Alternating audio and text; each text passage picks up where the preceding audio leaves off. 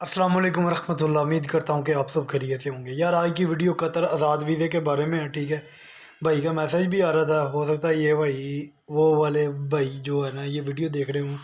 यार उस भाई ने मुझे मैसेज किया, कहा कि मुझे कतर का आज़ाद वीज़ा चाहिए। ठीक है, तो आज़ाद वीज़े का क्या प्रोसीजर है। बात ये है कि ओमान का और कतर का फ़र्क है।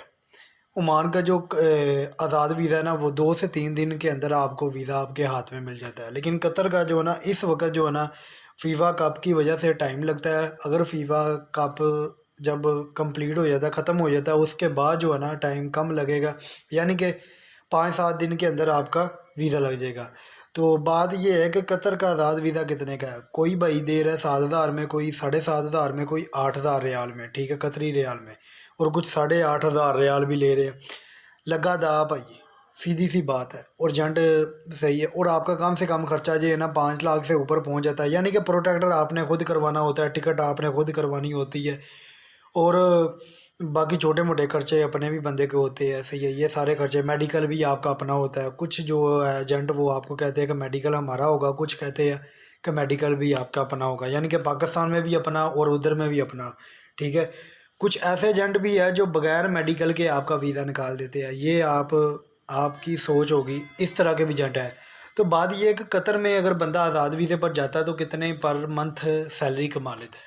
यार कतर का जो आज़ाद वीज़े वाले बंदे ना, ये तो मैंने बहुत सी वीडियो के अंदर बताया कि आज़ाद वीज़ा किसी भी कंट्री का नहीं होता है। बस फ़र्क ये होता है कि आप वीज़ा जो है ना परचेज़ कर लेते हैं, यानी कि कंपनी के जितने भी वीज़े होते हैं वो फ्री होते हैं।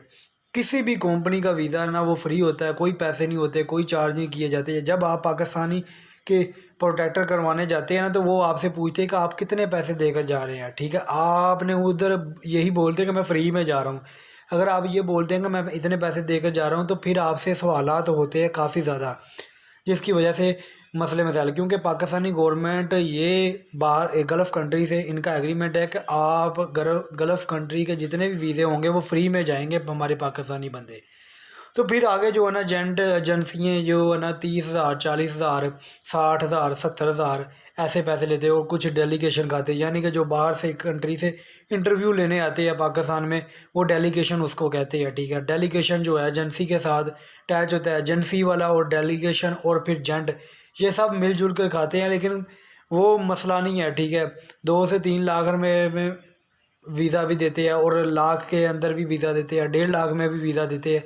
लेकिन कुछ ऐसे भी है वो 4-4 लाख में वीज़ा ठोक रहे हैं। तो ये है कि कुछ एजेंसियों ने मसलन वीज़े रेट जो है ना बिल्कुल मुनासिब सा रखा है, 40,000, 50,000 रुपया। और कुछ एजेंसियाँ ऐसी है जो 2 से 2.5 लाख रुपया ले रही है। ठीक है, तो लेकिन कुछ वीज़े भी ऐसे होते हैं जो वाकई मसलन वो ये एक मिसाल के तौर पर अच्छी सैलरी वाला वीज़ा हो, उसकी जो है ना जो डेलीगेशन है उसके ज़्यादा पैसे लेता है, वो डेलीगेशन भी पैसे खाता है उसमें। फिर उसमें जो मैनेजर वगैरह वो भी पैसे खाते हैं। फिर आगे जो एजेंसी वाले भी, ठीक है, ज़्यादा महंगा, क्योंकि ज़्यादा सैलरी वाला अच्छी कंपनी है, जिसकी वजह से वो उसकी मार्केट में बहुत ज़्यादा मांग होती है। ये है सारा प्रोसीजर। और आज़ाद वीज़ा कोई भी नहीं होता। आज़ाद वीज़ा बंदा परचेज़ कर लेता है, परचेज़ कर कर वो बंदे का खुद का वीज़ा हो जाता है। ये नहीं है कि आप आज़ाद वीज़े पर गए हैं, जिधर मर्ज़ी चाहे काम कर सकते हैं। ये एक मसलन आपको बताया जाता है कि आप आज़ाद हैं, लेकिन पकड़ने पकड़ने वाला कोई काम नहीं होता है। क्योंकि विज़िट पर जाग भी लोग काम कर रहे हैं, 10-10 साल से, 12-12 साल से काम कर रहे हैं। ठीक है, कोई नहीं पकड़ रहा है। जब पकड़े जाए वो तो बंदे के नसीब होते हैं। लेकिन वीज़ा आपके पास होता है ना, तो फिर वो भी आपको वो छूट दे देते हैं कि यानी कि आपके पास आपका पताका बना, आपकी एमरेस आईडी बनी है कि कोई बात नहीं, वो आपको वार्निंग दे देते हैं। अगर आपके पास कुछ कोई चीज़ ही नहीं है, यानी कि विज़िट पर आकर आप फरार हुए हैं, तो फिर आपको वो पकड़ लेते हैं, फिर आपको हवालात में के अंदर ही लेकर जाते हैं। फिर आपके अंदर आपके ऊपर केस करते हैं, प्रॉपर वो तरीका चलता है, फिर आपको पाकिस्तान वापस भेज देते हैं। इसलिए ये आज़ाद वीज़े का फ़र्क है। तो बाकी ये नॉर्मली बंदा दिहाड़ी जो है ना आज़ाद वीज़े वाला कतर जो है ना, वो 100, 120, 140, 150 रियाल तक भी दिहाड़ी कमाता है। ठीक है, 80 रियाल से स्टार्ट होता है। ठीक है, लेकिन लगा दा। ठीक है, और अगर तो आप किसी पाकिस्तानी के पास काम करते हैं तो फिर आपको यही 80, 70, 90, 90 बहुत कम, जो अच्छा कारीगर है, यानी कि टैल मैसन का कारीगर ना, उधर बहुत ज़्यादा मांग है। और जो बंदा इलेक्ट्रिशियन का, उसकी भी सैलरी, उसकी भी दिहाड़ी जो है ना, अच्छी दिहाड़ी उसको मिल जाती है, 120 भी मिल जाती है, 130 भी मिल जाती है, ठीक है। तो अगर तो आप कोई अच्छा एक्सपीरियंस वाले काम, अगर मज़दूरी करेंगे तो मज़दूरी में यही 70, 75, 80, कोई 90 दे दे आपको, ठीक है। वो आपके काम पर और आपका ठेकेदार पे डिपेंड करता है, क्योंकि जो दिहाड़ी वाला बंदा है वो ठेकेदार के पास भी काम करता है, और कोई कंपनी, बड़ी कंपनी हो या ऐसे कंपनी वाले अपने साथ अटैच ही नहीं करते, समझे बात। बाकी आज की वीडियो ख़त्म करते हैं। उम्मीद है कि ये आपके जो है ना, आपको समझ आ चुकी होगी। अगर फिर भी आप आज़ाद वीज़े पर जाना चाहता है वो आपकी मर्ज़ी, ठीक है। अगर आपके पास कोई एक्सपीरियंस है, यानी कि कोई काम आपको आता है, आप पहले गल्फ़ किसी भी कंट्री में रहकर आ चुके हैं, तो फिर आप चले जाएँ, तो मैं कहता हूँ आपके लिए अच्छा है, ठीक है, आप एडजस्ट हो जाएंगे। बाकी इतने अच्छे हालात नहीं हैं कतर कि आप समझे कि ये बाकी कंट्रियों की निस्बत बहुत ज़्यादा अच्छे हालात है, ये है वो है, ठीक है।